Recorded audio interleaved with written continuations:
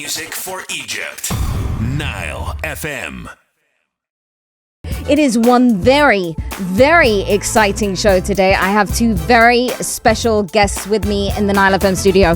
Now, I'm going to give you a little hint. Now, if you've been hiding under a heavy rock somewhere and don't already know about yesterday's event, one truly fabulous fashion event that celebrates Egypt's local fashion that took place in Mall of Arabia, or if you were one of the lucky people to be there, you know exactly what I'm talking about. Yes, I am going to tell you right now, I have a treat for you because I am talking about... I wish I had a drum roll. I really do. I am talking about Egypt's Fashion Awards. Yes, with me in the studio today, it is an absolute pleasure to have Her Royal Highness Princess Fawzia Fouad with me here in the studio, and Susan Sabet, Egypt's Fashion Design Council. She's part of that. She's one of the founders and publisher of Passion magazine. We're going to be talking about Egypt's Fashion Awards. We're also going to be talking about how Her Royal Highness Princess Fawzia is getting involved and how she intends to promote Egypt and the Egyptian fashion and craftsmanship and art internationally. Hello, ladies. How are you? Good, thank you. Thank you for hosting us today. Very excited. I'm a big fan of your program. I always listen to it in my car. I will take any compliments at this point in time. Thank you so much. It is great having you here, and I've been really excited about the fact knowing that both of you are going to be coming in. One, I love fashion. Not very good at it, but I love fashion. Don't say that. You look great. Thank you. This is me making an effort because I knew you were coming in today. I really did. I was like, okay, I must wear colours. Must get my hair done. Hello, right. Good morning. Hello. You look great. Thank you. Thank you. How are you? Good vibes only. It's all about the good vibes only. And today we're going to be talking about, well, I want to talk about the Fashion Council because, Susan, before I ask about, the Fashion Awards, I want to ask you about how the Egyptian Fashion Design Council came about and what its mission is. Well, this is an idea that started probably already 10 years ago and was taken up and taken serious by 5 of us, the founding members of the Egyptian Fashion Design Council, who are all industry members. So you have Fatma Ghali, the daughter of Azza Fahmi. You have Paul Antaki, who is currently our president as well, who has Or and Daniel Hester, and has been a textile producer, ready-to-wear for many, many years. You have Abdel Malik Shamsi from the Shamsi family that is also very much into textiles and apparel. You have Marie Bishara, of course, who is one of the leaders in manufacturing in Egypt with Marie-Louis, BTM. And myself, who as a publisher of a fashion magazine have always been involved with designers. So we came together and we said, it's about time to do something that, like everywhere in most countries in the world, you have a council that promotes and mentors and is a non-profit, which is very important because being a non-profit, you can really tap into, you don't have to look at working with people that can pay that might not deserve it because you need the financing. It's a business in the end. Mm-hmm. As a non-profit, you really can concentrate on those that are sustainable, growing, that will go places, that need mentorship, that need support, and that are worth your time and somebody's money if you find sponsors or investors for them. I understand. Now, this brings me to the question that I really kind of want to know. How does it come about where, you're putting together a jury for this, understanding what the mission is all about, and then you decide, what I'm going to do? I'm going to approach the last king of Egypt's daughter and I'm going to ask her to come along and be an ambassador for this. How did that happen? And also, Princess Fawzia, I want to know what your initial reaction was when you were approached about this. Well, so we met probably maybe a year ago, I think. And, Yes. And when you look at... I always say it's when you do something, a program like this, like a fashion council, you look at what other big councils are doing, Yes. right? So you look at the British Fashion Council, you look at, and you see they have an ambassadorship program. They have a sponsorship program. So you say, okay, that's a good idea. Having ambassadors for us, international ambassadors that have a voice. Yes. That have connections. Yeah. Is very important because they can spread your mission. They can spread the word. They can spread awareness. Yes, spread awareness for our mission and for programs, and maybe find opportunities to connect abroad and to connect also in the region or internationally. So, of course, Princess Fawzia is an ideal candidate for this because she is Egyptian. Yes. Which she lives abroad. Yes. She is, of course, very well connected to very important people, so she's high visibility. Yes. And if she wears Egyptian designers and... people are going to know. People are going to know. They say, oh, this is very beautiful. Well, Yes. So it puts us on the map, and she can share our mission. She can represent us if there are events in Europe close by to her, for instance, where we couldn't have a reach to. Yeah. And it's an honorary ambassadorship. It's a voluntary, and we really want to connect with people that share our vision and our mission, that want to promote Egyptian fashion, that want to promote Egyptian craftsmanship, which is very important, which is part of fashion. Yes. Because this is also, as a council, we encourage our designers to use our local craftsmen. I understand. Notice how I went there. Princess Fawzia, I'm going to want to know what your reaction was to being approached. But first, we're going to head back to some more music. We've got Mystique and Can't Get It Back. Hit music for Egypt. Nile FM. Not alone in the NileFM studio, have two amazing, beautiful ladies in the studio here with me. I have Princess Fawzia in the studio, and I have Susan in the studio as well. We're talking fashion right now. Now, Princess Fawzia, I asked you this a little earlier on, but I thought I'd give you some time to have a think about it. When Susan approached you to join the Egyptian Fashion and Design Council as an ambassador, what was your initial reaction? Well, thank you for hosting us. Lovely having you. Of course, when Susan told me about it, I was so excited about it, and I didn't hesitate a minute. So I followed my instinct, and I thought it was really, really a great idea. Mm-hmm. And I'm thrilled and honored to be part of the project and to be able to offer my time, my voice, and the little influence that I have, mm-hmm. To help them with their missions and the beautiful goals of the council, which is to promote Egyptian fashion. Mm-hmm. And so I see my role as an ambassador to be able to talk about it abroad and to approach the network that I have, and to be able to talk about Egyptian designers, Egyptian fashion industry, and to play this role is fantastic. I'm very excited to do it, and I could tell you are. Now, we were talking a little earlier on that you are someone that lives abroad, mm-hmm. and how do you feel like Egyptian fashion stands with fashion abroad? How do you feel like it's, where is its place going to be? So I think Egypt has an immense potential, but we always say, immense potential, but this is real. Like, we have a wonderful potential.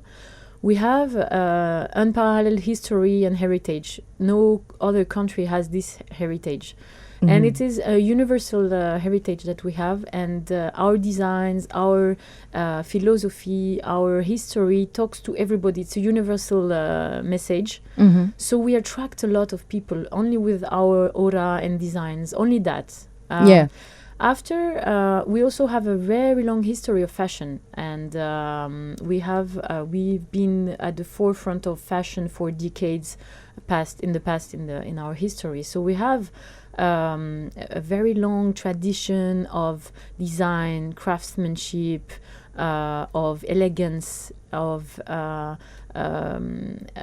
we've been like the star of the Middle East for the culture, for cinema, for singing, for architecture. I can do a list and I can talk about It's it endless, for hours. isn't it? But nowadays, we have all these young designers. We have a lot of we have a lot of young people in Egypt. Yeah. And a lot of them, most We definitely have a lot of those. Yes, and this is an asset, and this is our future. And we have a lot of creativeness and inventiveness. All of us, we're Egyptian, we are very inventive and creative. So, and we have brilliant people and brilliant designers, and I've seen this, it's been like 15 years now, I think, I would say. It's emerging, it's boiling, and all around, all the countries around, they want to see what Egyptian designers create and do, because it's inspiring. And we have people's attention. I think that's what it is, isn't it? we have. And now with Suzanne and with the council, the EFDC, and the fashion awards, and the system she's organizing to promote the young designers and to give them a place in the international platform internationally, and in the competition. I'm sure like the next fashion designers, the international fashion designers, they will be Egyptian. I'm sure in 10 years, in 15 years, all the stars will want 1 or 2 or 3 Egyptian designers. It's like it's going to align. Everything is going to align, and it's going to happen. Well, I want to talk more about the awards. Susan, get ready. I'm going to be throwing some questions your way. But first, we're going to head back to some more music. Marshmello and Dove Cameron with Other Boys coming up next. Hit music for Egypt. Nile FM. It's Zeinab here with you, and it's all about the good vibes only. Still here with me in the NileFM studio, I've got Her Royal Highness Princess Fawzia Fouad, and ambassador of Egypt's Fashion Awards and jury member and publisher of Fashion Magazine, Susan Sabet. It is an absolute pleasure having you ladies here with me in the studio today. Can I just say, I've had so much fun. And I've taken full advantage of your expertise to sit down and tell me about my outfit that I'm going to be wearing this weekend. You look great. Wonderful. Yeah, great. Now, a little earlier on, we were talking about, the Egyptian Fashion Design Council. And right now, I want to talk about the Egyptian Fashion Awards. Now, yesterday was the second edition. I know that there was the first edition last year, and I'm going to delve into that a little bit. But what I want to know is what sparked the idea of the awards. Well, I think to encourage any activity, there's always competitions and awards, and it sort of spurs people to give their best, to come out, to get a chance to be visible, to show their collections. And so we said, okay, let's do, like in many countries you have a local award for designers, so let's do Egypt Fashion Awards. We have a lot of candidates, a lot of people that would be interested, and of course it has to be categorized. So we said, okay, we want to also start with the very young, that are the fresh graduates. So these are the young designer category, from graduate to up to 2 years in the business. Then you have the emerging designers between 2 to 8 years in the business, which still need support. Okay. If you want to participate in a fashion week internationally, especially one of the big fours. So if you go, you decide to go and invest, you better have a return. Yeah. So, and to show the designers that you could either be, of course, on the runway, which is everybody's designer's dream, but is really, if you're a new designer, not the best way, because the editors, the buyers are so busy with going to shows. There's so many shows, and if they don't know you, the chances that the people you want to come and see you are very low. I understand. So just going to pay a hell of a lot of money with very little result, most likely. Then, of course, you have the showrooms. And the showrooms are the best options. This is where you are exhibited for a couple of days. You benefit from other people in the showroom that already have established names, that already have buyers and press coming to them. So you don't really have to invest much money yourself on the PR and marketing, because you are within an environment of many, many designers and exhibitors.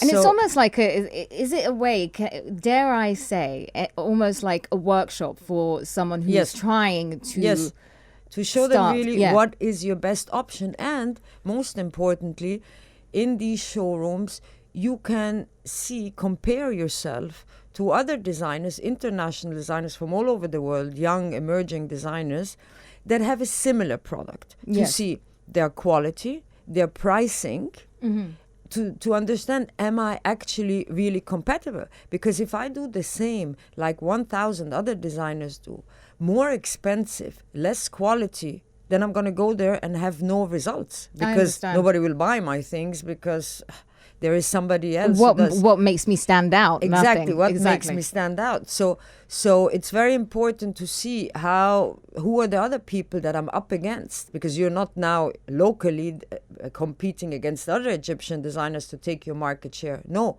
you're competing on the international market. So it might not be that it's even worth it for you. You might just spend a lot of money, and your only gain out of it is the PR, that you say, you come back and say, oh, I showed at Paris Fashion Week, or I participated in London Fashion Week. But it doesn't actually then translate into sales. And in the end, it's a business. You have to make money. You have to be able to finance your business. I understand. So taking them to showrooms like this, trade shows, really teaches them, yes, is it worth it? Am I too early? Do I have a place? Yeah. Or not? Do I stand a chance as well? That's another thing as well. Now, as you mentioned, last year, I know that the first edition, they were sent to London Fashion Week. I want to know about where they are getting sent this year, but you're not going to tell me just yet, because we're going to head back to some more music. Okay? Hit music for Egypt. Nile FM. We've had a nice little chat whilst the music was playing. We're not going to talk about what. But what we are going to talk about right now is fashion. I was asking, I was telling you earlier on that, I'm fully aware that the first edition of the Egyptian Design Fashion Awards was last year, and the people that did win, they got the opportunity to go to London Fashion Week to kind of really experience the showrooms and how everything works, and see fashion shows and really understand what it is to kind of work their way with their product, right? What is happening this time round? So this time we have 3 winners that will be going to Pure London in January 2024. Pure London is the biggest trade show, showroom for apparel, accessories and jewelry in the UK. So of course we had over 200 designers that applied this edition. Then we pre-selected them down to 20 finalists in the 4 categories. And so the focus also on selecting the winner in the 3 categories, emerging designers 2 to 8 years and accessory and jewelry, was to look at their production. Do they have their own production facilities? Do they maybe already have experience in export? How many pieces do they produce? What suppliers do they work with? So it was very much also a choice about, are they capable to sell? Because if they go to Pure London, the winners, it is not only them who is there, they are representing Egypt. Yeah. And if somebody of them gets an order and can't fulfill it, it looks bad for Egyptian designers. So maybe a buyer will say, oh, I don't want to work with Egyptian designers again because they didn't fulfill their orders. So we had to be 100% sure that the designers that won yesterday are capable of fulfilling an order if they get it. I understand, because they're going to be selling their stuff in this They're going to be fair. taking orders, because what happens at the showroom is that the buyers, shop owners from all over the world, or department store buyers come and place their order for the next season. And it is known, and of course, it sometimes takes 2 or 3 times to participate in a showroom till you really have a result. I understand. Because you have to, I mean, a buyer is putting a lot of money into you. He is investing. He doesn't know you yet. He doesn't know will you perform well or not. And especially, I think, after COVID, a lot of retailers, of course, had a lot of losses because their stores were closed, especially those that don't have an online business or were selling evening wear, you know. Yeah. So they're more careful. They're recuperating losses. So when they do buying for their store, they will first go, of course, with the brands that have been performing well with them, where they know I have a customer. He knows, okay, this lady, she comes, these women, they come, they want this brand, they buy it. So they also buy knowing who they're buying for. So yes, of course, we do want to have a new brands, because it's more exciting. You know, the customer also wants to see something new, right? Yes. But will it perform or not is a risk you're taking. Yeah. So your order might be very small. Yes. It might be just a trial, which is okay. But at least you're starting somewhere. Exactly. And it might not happen. But then you've got the experience under your belt. And the buyer might come back and say, okay, let me think about it. And then when they see you next season, say, I like this brand. Let's see, what do they do this season, you know? Or maybe they already found an international store. Because the buyer also looks at a lot of other things. The buyer looks at in what other stores does this brand sell? Yes. That's important to know for them, because it gives a certain positioning, and they know, if they've been selling at this famous store already for 2-3 seasons, obviously they're doing well. Yeah. Because if a store carries you one season and you're not doing well, he'll probably drop you in the second the next one, exactly. But if you're still there, means if you're consistent, you performed. Yeah, if you're still consistently there, that Exactly. means you've got people that are buying. Exactly. They also like to look now at the numbers of followers on Instagram. That's something that, again... I'm failing that. I was just trying to think about that right now. Yeah, but that's unfortunately, that's the reality. Yeah, I understand, Because, because they will say, I'm selling now at this and this store, which then makes PR for the store. Exactly. Right? Yeah. So there's a lot of aspects to it.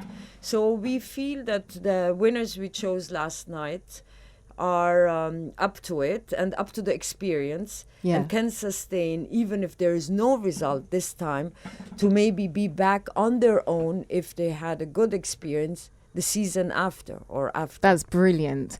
Now I'm going to want you both to tell me what were the highlights of last night for you, but have a little think on that whilst I play some music. You mentioned earlier, Susan, that you like Amy Winehouse. She's up next. Okay, wonderful. Hit music for Egypt. Nile FM. Still in the NileFM studio here with me, Her Royal Highness Princess Fawzia Fouad and Susan Sabet. We are talking about fashion, and we're talking about the Cairo Fashion Awards that were held yesterday. And I had just asked you both, and I gave you time to have a little think about this.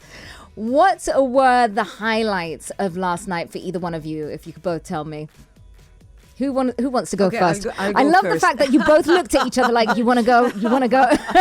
No, I'll go first. So, of course, for us, as a highlight was to have Princess Fawzia with us as a judge, being one of our, being the first official Egyptian Fashion and Design Council ambassador, and as well actresses Injil Muqaddam and Hanedi Mehanna, who are official ambassadors for Egypt Fashion Awards this year, who've been giving a lot of their time to promote the event as well. So, of course, having famous people, celebrities, adds so much to an event, because you get the press that are willing to come, that are excited to come. And we saw it, they just couldn't get off the red carpet with all the TVs around them wanting to interview them. And so that, of course, is a highlight for us. and of course the designers, Yes. who really showed, who made an effort to show new designs, work on the designs. And also, I think what was very nice is to see the reactions of the designers afterwards, the ones that didn't win, how they congratulated the others. And Was there anyone pulling anyone's hair in the no, backstage? it didn't happen unless I didn't see Tripping it. someone up. No. And we have, of course, a WhatsApp group, and I mean the comments, and everybody congratulating Oh, right. the others, and I think that was very nice.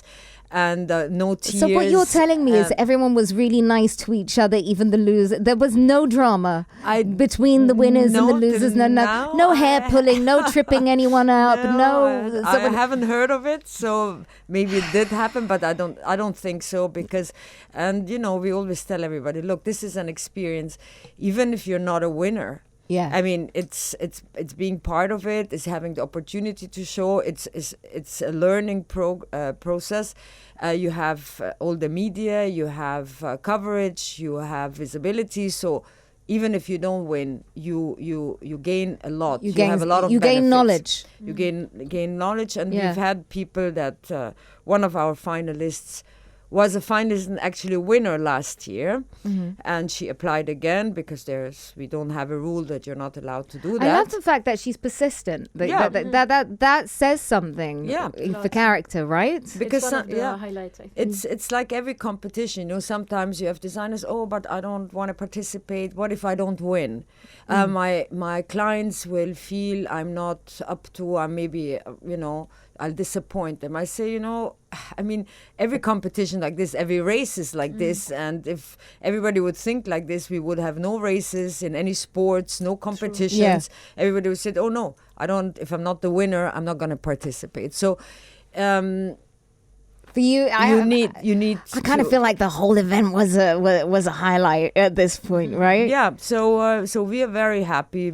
We have our partners in the event.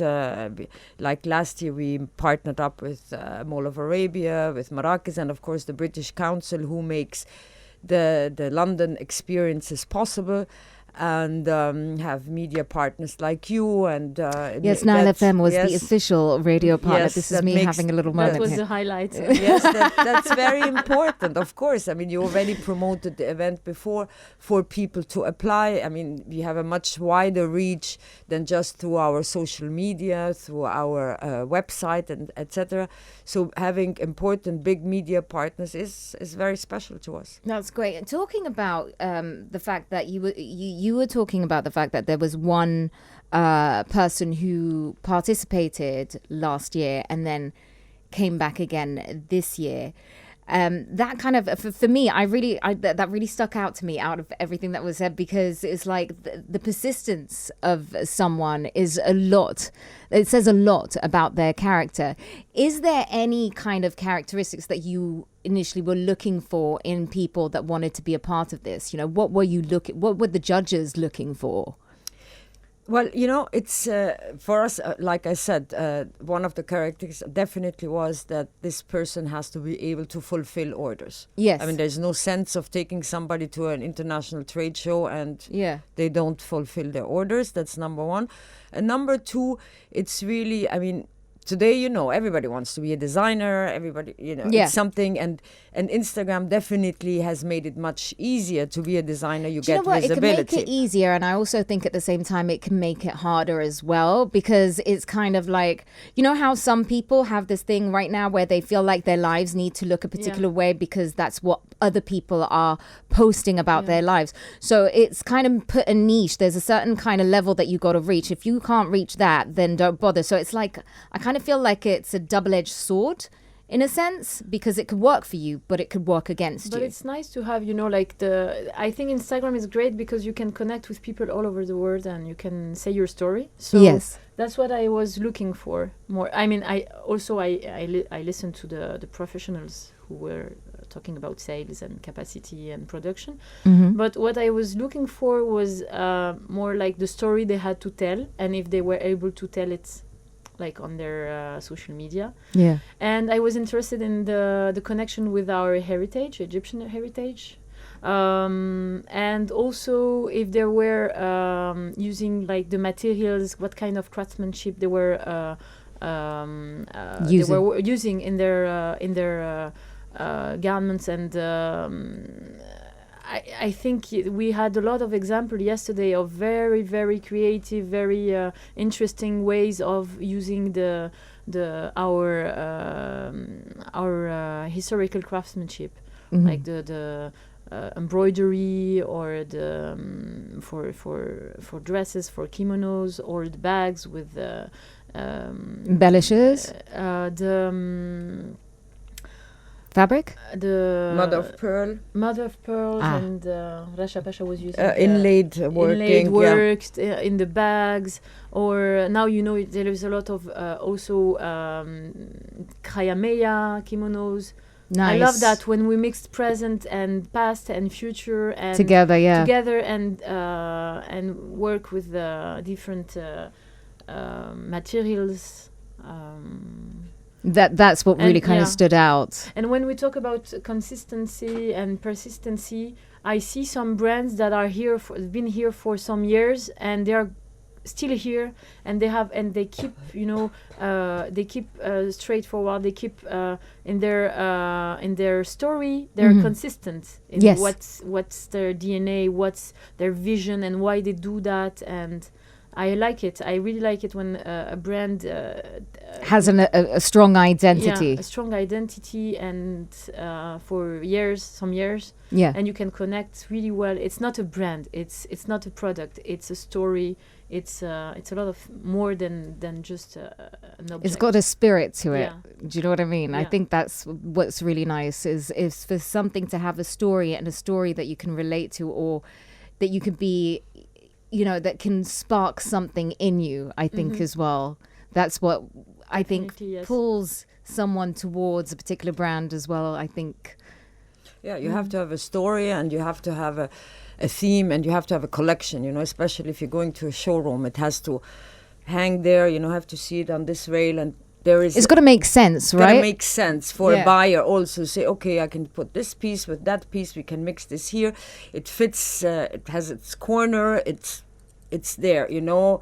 It's because we're not selling couture. We are not selling one of a kind pieces. We're selling a story, a whole theme. Romantic way you can say it has a soul.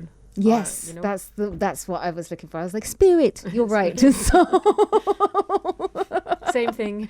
I know, but it sounds so much better. I'm like, no. I sound like I'm talking about ghosts flying around us. Oh, okay. I've got some more questions. Get ready for them, because we're still going to be... Well, I've still got loads of questions. Just put it the way. I'm not going to even tell you what the questions are. I'm going to make them a little bit of a surprise this time around. I've been too nice. More music. Fred again and Adore You. Hit music for Egypt. Nile FM.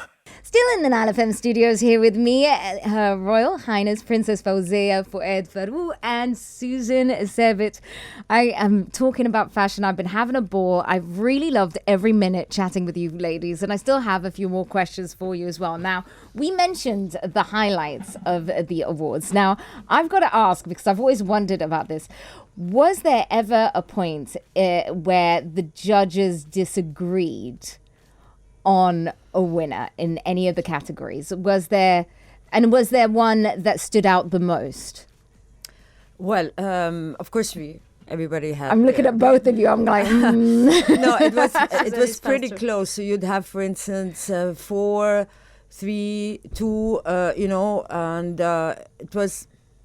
I mean, was there a close call between? Yes, there were ones? definitely. There were in all categories. It was a close call. So there was always 2 or 3 that stood out the most. Yeah. So it was a close call. Sometimes one was really standing out. Yeah. There would be like they'd be right there. Yeah, and then it was actually the main decision would be, can this brand perform well abroad in a showroom? You'd have to decide on the other factors to help make the decision. Exactly, basically. because if it was just for the looks, for the the design, the talent, most of them equal. They're all very good. So what makes it then is the more experience, having their own show, their own atelier, having their own production facilities, being having more experience in dealing with retailers. So these things then made the final decision. If you count the objective criteria, it's easier. Yeah. If you have like some objective criteria and boxes to tick, and it's easier to tick choose. when you tick the boxes. You kind of it helps make the decision. It helps to really have a vision of the differences between both participants that were so talented. So there was never any point, and I stare at both of you again, where you kind of felt like you disagreed with the judge next to you, kind of like whether that person ticked the box or not. Not from my side, because all the people that were brought forward and said this one or this one, often we'd say be between two and say, okay, in this category it's either this or this for me. So I would always be aligned with whatever came up. So we were pretty clear on taking the decision, because not of the talent, not of the design, but because of what goes behind, what is important to be able to retail internationally, to be able to fulfill an order. Okay, so that being done, and that is it. So, 3 winners were picked, and they're going to be off to Pure London, the trade show, and that's going to be next year. Yes. Is it? Am I correct? January. See how well I studied there. Yeah. See what I did. See what I do. I feel good about myself when I do these things. What are we supposed to? What are we to expect in the next edition that's coming up? When is it going to be, and what is its theme? Or have we not thought about that just yet? I mean, as Egypt Fashion Awards, there isn't really a theme, right? So it's about people applying. I kind of felt like it went with a theme, because you had last year, it was, London Fashion Week. This year, you mean it has a title, there's always like with what's going to be expected kind of thing. We do hope, of course, that the British Council will continue to be our partner, because it's a partner that shares the vision of the Egyptian Fashion and Design Council, that has the reach also in the UK to make things possible. Yeah. And I would assume, if we stay partners next year as well, that we'll also have a London experience, a London fashion experience. And so be probably around the same time. The one thing we do have set as the council for now as a date is the 2nd edition of Egypt Fashion Week. Yeah. That will be from the 10th to the 14th of May next year, and that's a big one. I'm going to be very excited about that. I did get snippets from you of what the plan is, and I'm actually really excited about that. That's the big one, and this year's, the 1st edition, for us was a huge success. Of course, there's always things that go a bit wrong, different than planned, but you learn. And yeah, exactly. I kind of feel like it's the learning phase to perfect it. Of course, who are the right partners, who are, who to work with, who to keep away from. Yeah, happens too. And Egypt is trending worldwide. Everybody wants to come to Egypt, and for us, I mean, because we're cool like that. For us as a media PR value, it was amazing. We had amazing media worldwide for Egypt Fashion Week already, and a lot of international guests that came and were all and add so much to an event when you have really important industry leaders from worldwide that have a reputation, that have the experience, that have know-how to come and share their expertise with us and talk and be present and add value and give advice as well, and say, okay, we love this, we weren't sure about this. Educators, other councils, so investors, VCs, that's very important. I understand. What would, Princess Fawzia, I'm going to ask you this, because now I kind of feel like it's going to be a part of what you're going to be doing. You're going to be, you're going to be heading back out of Cairo, back out of Egypt. You're going to be promoting the Egyptian fashion. How do you intend on doing that? How do you intend on promoting the Egyptian craftsmanship and the art and the Egypt Design Council? Well, we don't have a strategy yet. But I love how you're like, well, Zeinab, put me on the spot. Why don't you? We're working on it. I hope that there is occasions to represent the council. I mean, in Egypt, what I think I can do, it's like to inspire designers or young people with, a connection to our heritage. Yes. And like to be a form of symbol. A symbol nowadays. How we can connect to be like a bridge. Yes. So I hope to be present whenever it's possible for me to come to Cairo to with my family and to visit and come to events and to meet people and greet people. Encourage also, I don't know, but I would like to encourage also all the craftsmen people, the women. So whenever I can, I try to meet entrepreneurs, women, and to shed light. Yeah. And internationally, there is a lot of occasions where I can just put the spotlight. Yeah, put the spotlight on Egyptian fashion. I agree. And trying to also wear Egyptian designers, showing like what we have to offer. I'm going to be showing it all off. That's what advice would you give to, any young person listening right now that wants to pursue a career in fashion? If you had any words of wisdom, what would they be? I just would like to add something about the previous questions, that we're also working on putting a program. So, but we have to come back to give you more details about it. The suspense. Like she left me there and we were fine, and then she was like, "Let me give her a little bit of suspense." We want you to host us again. That's happening anytime. You had to just leave me hanging, didn't you? It's brand new. It's a collaboration. It's brand new, and we have to. We are working on a program to promote. I mean, my angle is the craftsmanship in the fashion. Oh, fantastic! And for the young generation, for the young designers, advice. I mean, I think confidence. We were talking about confidence, yes, and I think it's important to be confident in.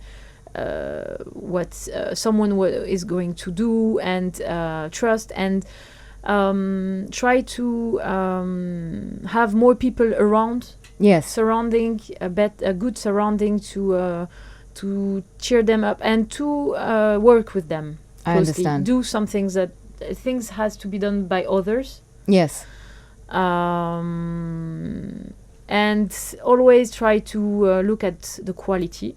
Yeah. The best quality, and never stop, asking for better quality. Agreed. And persistency, like consistency. We were talking about that earlier on. Consistency really matters. And always try to use use is not the beautiful word, but to be proud of our heritage and have our heritage in our in everything that we do, keeping it as part of the story, basically. Yes. Okay, it's been absolutely lovely having you ladies, and I can't believe the time has gone by super quick. Can I just say that?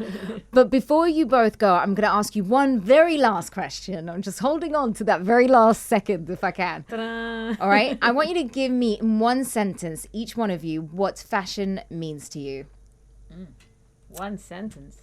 I know, see? I made it difficult. Well, my magazine is called Passion, which is a play of fashion and passion. Yes. So that's the meaning to me. Oh, that's brilliant. She's already set herself up the minute that she got that magazine together. What about you? Well, for me, fashion is a statement. Nice. I like that. I'm trying to think, what is fashion for me? I think fashion for me is a form of expression. Exactly. That is what I'm going to go with. If I can have just one more thing to say. I can see that look, Susan. I can see to that. the question you asked, Fawzia, about what's your advice to a designer. So I never forget aspiring designer. It's a business. Right? Yes. It's a job. You need to make money eventually. So like with any job, you need to be trained. So education is where you start. You need to be educated. You need to know what you're doing. I agree with you. We were talking about that earlier on. We were talking about the fact that, you need to train, you need to understand the ins and outs of the business. And unfortunately, because a lot of people that go into this industry are on a creative mind, it's very difficult for them to understand that is also a really important part of what it is. Even in the creative part, because like you have to know that if I want to do a dress and I do my pattern, it will take so many meters. Because even if you go to a seamstress, you go to a supplier later on, so that he can't tell you, we need 10 meters, but you only need 5 actually. So, where you could be tricked with so many things could go wrong because you don't understand what you're doing. I get you. Like you can't be a graphic designer without studying graphic design, right? I get it. You need to know the business. Any business, you need to go into every detail, and you need to work hard. And work your way up. It's a 9-to-5 job, right? Like any job. I know. I love the way when Susan tells me information, she gets really serious, and I can see that look at her. She's like, I just need to make this clear right here. No, it's important. I can see the passion. Like literally, I can see the passion when you're talking about it. It was an absolute pleasure to have you ladies on the show with us. Our pleasure. Thank you and so much. So much for the great. I'm looking forward to having you both again. We'll be back. Yes. All right, that is it from us for today. Hope you have a fantastic weekend and Thursday. That is it from me. I'm going to be back on Sunday, same time, same place. More music on the way for you. Another and Relax My Eyes coming up next.